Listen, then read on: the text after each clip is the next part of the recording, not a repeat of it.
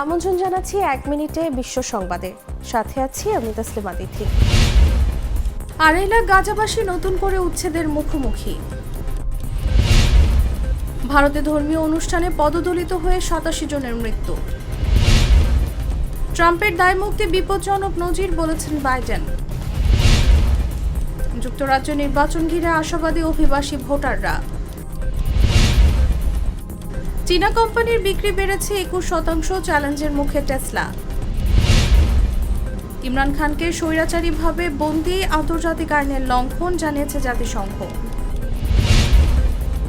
ভারতে মোদী সরকারের নতুন ৩ আইন নিয়ে এত বিতর্ক কেন?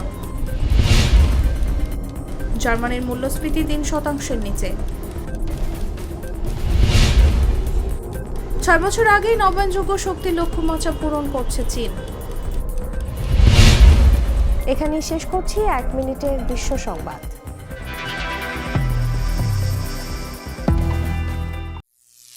করিম চাচা, আপনার প্রিয় মানুষদের কখনো বিপদে ফেলতে চাইবেন না স্যার। তাহলে আমাদের বিপদে রাখা কি ঠিক হচ্ছে?